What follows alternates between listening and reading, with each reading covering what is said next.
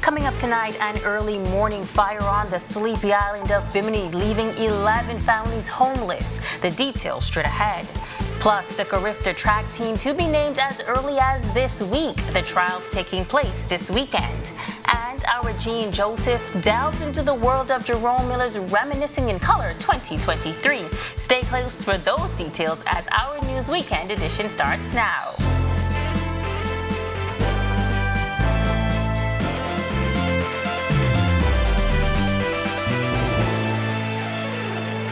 This is our News Weekend edition. Thank you so much for tuning in. I'm Megan Shepard. 11 families are homeless tonight after a fire on the island of Bimini destroyed 4 homes. Prime Minister Philip Davis traveling to that northern island, assuring residents that the government will support their recovery efforts. He says during this time, thanks must be given to God that no lives were lost. I'm here to say that whatever we can do to restore their lives to normalcy. It's going to be traumatic when you lose almost everything that you worked for. You have to start all over again. And it's not easy. But that's, sometimes out of tragedy comes opportunity. And let's look at what can happen now that you are where you are. Because in the word disappointment, there's that word appointment has to be in that word disappointment. So let's look for how we can appoint ourselves in a way that uplifts our lives.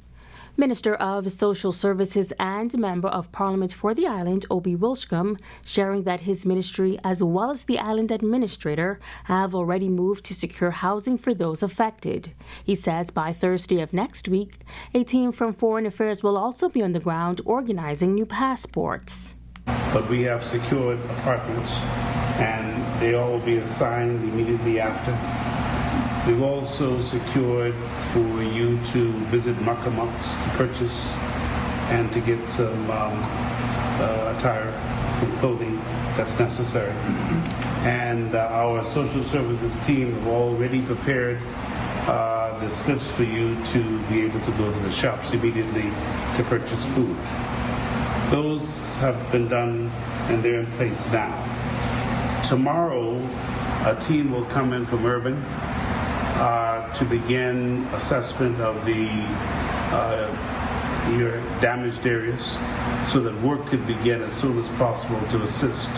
However, it has to be done. Residents Hugh Smith and Sarissa Coy expressing their gratitude to the entire community that pitched in to battle the blaze.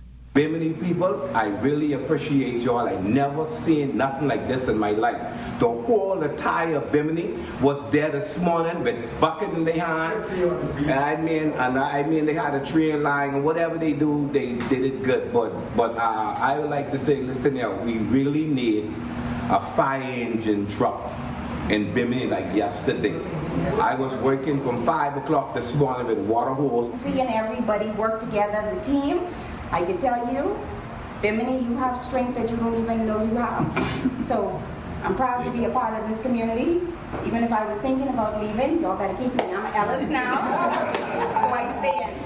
Meantime, the piercing cries of family members ringing out last night after police were alerted to multiple gunshots being fired on Finlayson Street shortly before 10 p.m.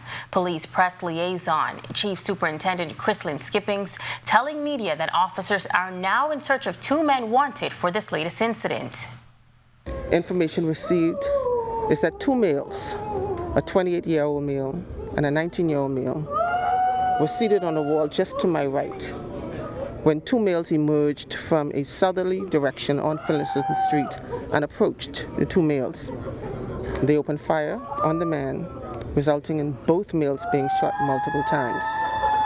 The 28-year-old male succumbed to his injuries on scene, and the 19-year-old teen was taken to hospital via private vehicle, where at present his condition is unknown. The deceased is known to police. He's also on bail for a murder. Chief Superintendent Skippings is making an appeal to the general public, particularly those in that community, to come forward with any information. She says the force is extending its hand to partner with parents in preventing more loss of life to violence. Also make an appeal to parents. Parents, I'm urging you. The police, we're extending our hands to you in an effort to help save your children. You know who your children have conflicts with. We're asking you. We cannot make you, but we're asking you. Come in, go into the Southern Police Station or Quaco Street Police Station, speak with Chief Superintendent Monroe, or to the Criminal Investigation Department with Chief Superintendent Michael Johnson and his team, and let us see if we can resolve these matters amicably before we lose another one of our sons on the streets of New Providence. Labor Minister Keith Bell says the National Tripartite Council has been asked to address the move toward a livable wage. A livable wage is one of the promises outlined in the blueprint for change. That is one of the things I've asked them, and they will be addressing at some point as part of the Country Decent Work Program. You'd recall that minimum wage and the move towards a livable wage is one of the major components for the government, but it's also one of the components for the National Tripartite Council to guide the government as to how it ought to look. And so this is the discussion I would anticipate that they would be addressing today. The Davis administration recently increased minimum wage to $260 per week. Bell's comments came on the sidelines of the National Tripartite Council's annual General Assembly Friday morning. The General Assembly saw trade union heads gather to discuss labor matters and industrial relations. Our mandate directed us to the three social partners at this time, and that is the BCCEC, the NCTUB, and the CBTUC. Still to come on Our News Weekend, the Mammogram Access Program is aimed at making breast cancer screenings more accessible to everyone. Good news. And one author talks about infertility, the secrets of faith. Stay tuned, the details are on the way after this break. Whether you're battling a chronic condition or offsetting a new injury, Doctors Hospital's comprehensive rehab services offer the help you need now. Go to doctors. 3 advanced facilities at Collins Avenue, Carmichael Road, and Cable Beach means your personalized plan for care is just a visit away. From physiotherapy to occupational therapy and speech and language pathology, our team approach is all about rebuilding together. For a full list of services, visit doctorshosp.com/rehabilitation. Doctors Hospital, trusted and best care now. Isn't your health worth it?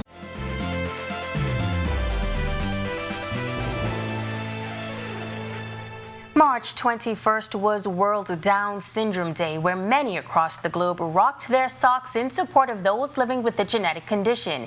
Tonight, our Jamila Mizik tells us how one local organization is doing its part to help those right here at home. President of the Grand Bahama Down Syndrome Society, Wendy Hanna, says not only does the organization continue to promote the message of acceptance and inclusion for those living with Down syndrome, but its role is to offer support to their families as well. To make sure they know that they're not alone. You know, oftentimes when, as a young parent, if you have a child who is diagnosed with Down syndrome, there's a grieving process that you have to go through, adjusting to that lifestyle. And so we just try to be a support mechanism for people going through that stage of life and just show them that, life goes on, you can live a full life, and you want to just encourage people with Down syndrome to live life to their fullest potential. And while it is the most common genetic condition in the world, Down syndrome doesn't stop those who have it from living a normal life. All around the world, you see people with Down syndrome working, going to school. Somebody with Down syndrome just actually won an Oscar in the Oscars last week. So people with Down syndrome are doing great things all over the world, and we believe that people with Down syndrome in the Bahamas can also achieve greatness, and that's what we're pushing for. Since its inception in 2012, Hannah says the Grand Bahama community has been super supportive of the GB Down Syndrome Society. We've done the Rock Your Socks campaign, I think, every other year, and then in the years between, we often do a buddy walk, which is just basically a walkathon where you walk with someone with Down syndrome to show your support. So those have been 2 of the main initiatives that we've done over the years to try and raise awareness. At times it can be difficult, when people aren't accustomed to seeing somebody with Down syndrome, because they do have different features. I think they're very cute, but, they do have different features, and sometimes it takes people getting adjusted to that. But I just want to encourage people to get them involved, get them in church, get them in school, get them in activities, and for people to welcome them in those environments as well. Reporting for Our News Weekend, I'm Jamila Missick. Thanks so much, Jamila. Mammogram Access Program, founded by Nakia Watson, aims to make breast cancer screenings more accessible to the underserved in the community. Watson noting that although family history increases the risk of being diagnosed, all women still face varying risk levels. As you age, your risk increases. Reason for this is because we all have our menstrual cycle, and our menstrual cycle gives us hormones that give us our abilities, our superpowers. That estrogen and that progesterone that creates our cycle, that is what makes us more prone to breast cancer. Men do not get that.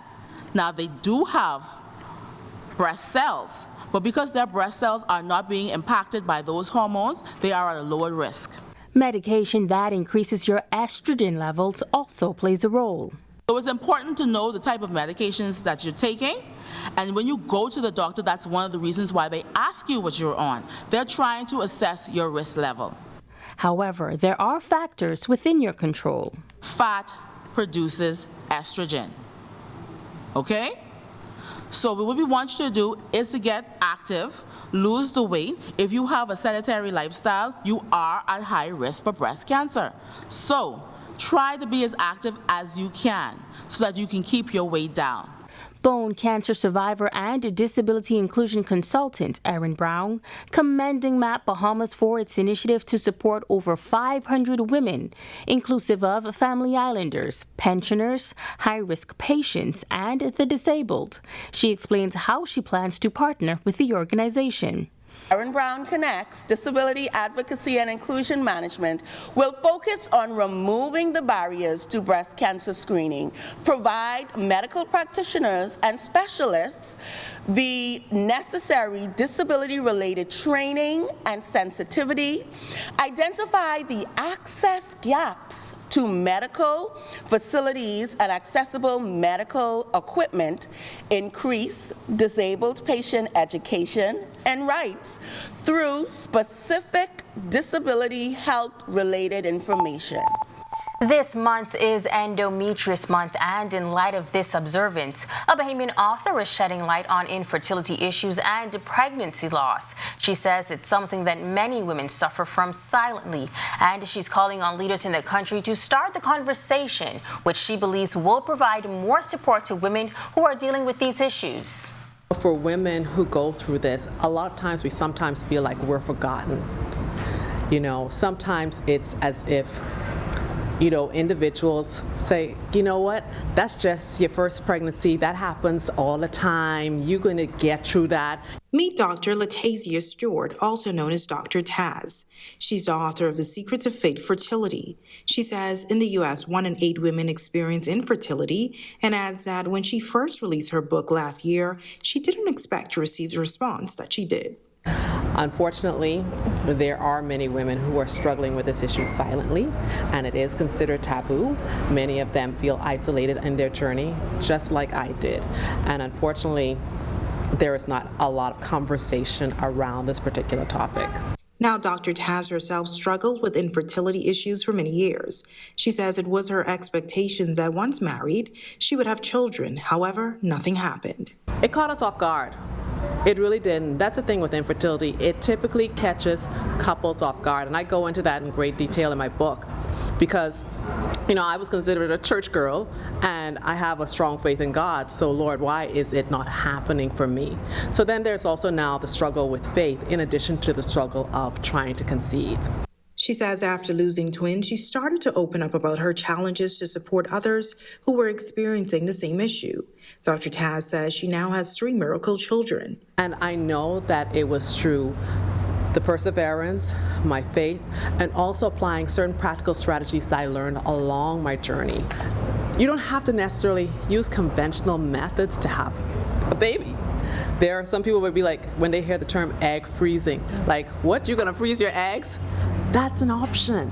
And the author says it's time to get the conversation started. We need to have more conversations amongst employers. We need to have more conversations in our community, and we have to need, even in our, and especially in our churches, to let women and couples know that there is support, that we are aware that they are challenged with these issues, and that they're not forgotten.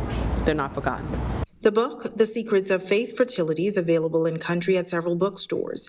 You can also contact Dr. Stewart on social media at Dr. Taz. Reporting for Our News Weekend, I'm Natalia Hall. When Our News Weekend comes back from the break, keeping the culture of straw work alive on Cat Island, our Bethany McDermott was there.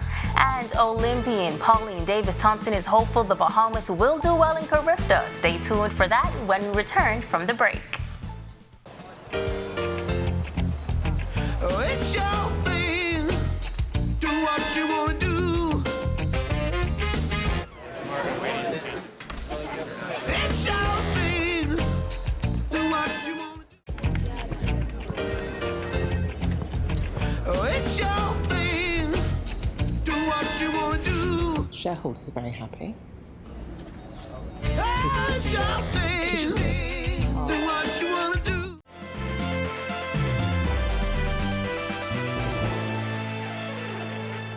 Welcome back. With only a few days left until the 50th installment of the Carifta Games and Carifta Trials currently underway at the Thomas A. Robinson Stadium, President of the Bahamas Amateur Athletics Association, Jermico Archer, tells Our News no time will be wasted in naming a Bahamas team. In fact, once the trials have ended on Monday, he says a team should be named the following day.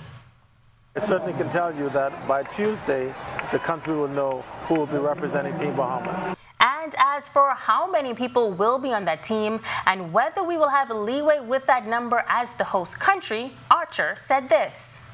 Well, we can have as many as 80, inclusive of athletes, coaches, and the management team. And I expect that we should have a team that comes close to that quota. No leeway, except that we have the latitude to maximize the numbers on the team. 1984 was the last time the Bahamas hosted and won the Carifta Games. Female athletes like Laverne Eve, Monique Miller, and Pauline Davis-Thompson led the charge. Today, Davis-Thompson is hopeful we can reclaim our track and field dominance. When Team Bahamas hosted and won Carifta in 1984, Pauline Davis-Thompson was awarded the Austin Seeley Trophy for her gold medal performances in the under-20 100 and 200 meters and the 4x400 meter relay. The Thomas A. Robinson Stadium was a marvel in its prime, but it's a far cry from today's stadiums. Although the games will take place in the newer facilities, Davis-Thompson says officials can do more to pull the stadium up to where it should be. When the Carifta roll around, we are going to be much more beautiful than we are right now. There's no question in my mind that the work is going to get done because, again, we are the Bahamas and we do things different than everyone else do things. And so, therefore, I have every belief that we will have things put together. As it relates to our athletes, of course, I would love to see our athletes running extremely fast. But then again, this is the Carifta Trials, and the dance don't happen until the actual Carifta Games. Davis-Thompson is optimistic that the home field advantage can help us relive our former glory and outrun, jump, and throw our competitors when the games start on April 8th. I'm hoping that we're going to gold. That is what I'm hoping. We're home. We got to show off. That's just the way it is. I just expect our athletes to understand that they are home and that we're going to go gold, baby. That's what we want to do, and they have to perform because the Bahamian people are going to come here. The Bahamas government has spent millions of dollars trying to get this stadium ready. The Bahamian people, they're ready to go, and our athletes, they've got to perform. With just under 2 weeks until the big dance, Davis-Thompson urges Bahamians to support the team on Easter weekend by filling the stadium and cheering on our athletes as they represent the country.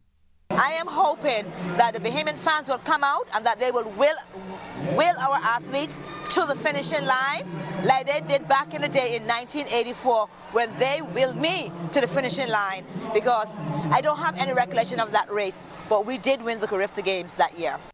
Team Bahamas is going up against regional powerhouses like Trinidad and Tobago and a Jamaican team that has dominated the regional games for the past 37 years. Get your tickets now to witness history in the making as Team Bahamas races to the finish line to dethrone Jamaica. Reporting for Our News Weekend Edition, I'm Gene Joseph. Thanks, Jean. A Cat Island straw vendor says while business can sometimes be slow, she's optimistic that a new airport will not only boost the economy but improve business for her. She spoke with our Bethany McDermott. Here's the story. For Sheena Woodside, an ordinary day entailed setting up her tent with homemade straw work just a few yards away from Cat Island's airport. When the Our News team arrived on the island this week, she was the only one there, although she's usually joined by others. While she says business hasn't been too good, she remains optimistic. Business, so far, it's slow, but it's coming. It's coming because at first I was home at my residence, just had them outside on the porch, but since I came down here to the airport, you have the tourists coming in and also the local residents come and look, and now and again you sell something, but it's much better than it was when I was up at the first location at my home. On Thursday, the Davis administration broke ground on a new airport. Prime Minister and Area Member of Parliament Philip Davis said he's expecting the airport to be completed in 2 years. With the opening of the new airport, I think business will be much, much better. And I thank God for that because we can use it here on the island. Woodside showed us some of her straw work on display, which she explains took hours to craft. Woodside says she's hoping for the island's economy to pick up. Well, I hope to see it improve in terms of more visitors coming to the island.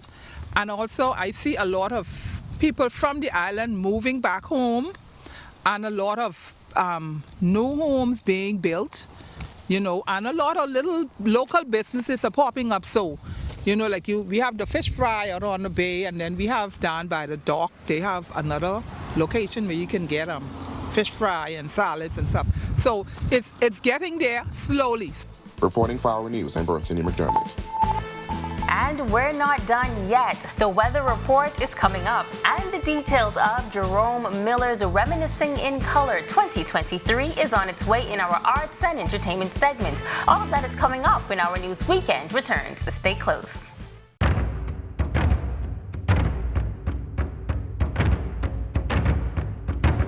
It's time now to meet the starters.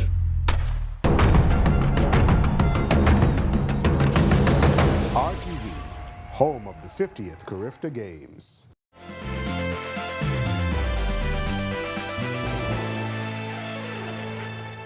Thanks for sticking with us. Beautiful day outside today. Let's see what's in store for us weather-wise for the remainder of the week.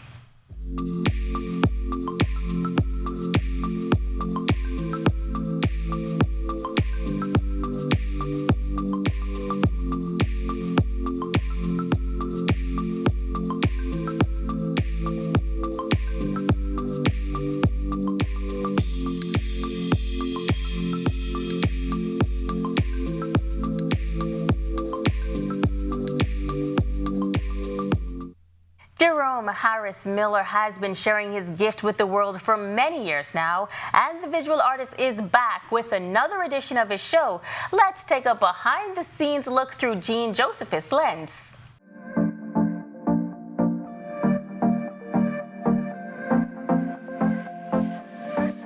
Scenes from Jerome Miller's paintings are bursts of color, often depicting sloops sailing in the harbor and children enjoying themselves, among other things. He is now preparing for his 16th show titled 242 Reminiscing in Color 2023. He says this show has special meaning to him, especially as we go into the 50th independence, and he wanted to portray the sights of the Bahamas of yesterday. So I try to capture the memories of ice cream trolleys going along the streets. Instead of ice cream bus, it used to be a trolley. And just diving off the dock at summertime, and the activities that we used to do that we no longer see. So I try to capture that in my art this year. Jerome says he has been passionate about art for as long as he can remember. It's always been in me. I like creating with colors and seeing the end results. Art is a form that gives you that. You can create, paint, build, carve, mold, and the end results are always really fruitful. Jerome says the show is significant. It memorializes a friend of the arts while supporting rising artisans at the University of the Bahamas through the Winston B. Saunders University of the Bahamas Scholarship. This is something that I started after Winston died in Jamaica in 2005. I started painting before then, and he was really behind me in continuing the art craft. And I figure it's just fitting to continue celebrating his life and his service that he's given us and so many Bahamians in the theater and in the performing arts. Miller welcomes you to support the show and, by extension, the University of the Bahamas in any way you can, no matter how big or small your donation may be. Well, each year we try to, we invite the public to come out and they can give whatever they are able to. There's no pressure. I think the art itself speaks for the joy that I try to bring to people in my craft. Don't miss the show, happening 6 p.m. April 13th at Christ Church Cathedral's Patrick L. Adderley Hall. The multimedia show also includes music from school bands and promises to be an experience you don't want to miss. To see more of Jerome's art, you can visit jeromeartsbahamas.com. For our news, arts and entertainment, I'm Gene Joseph.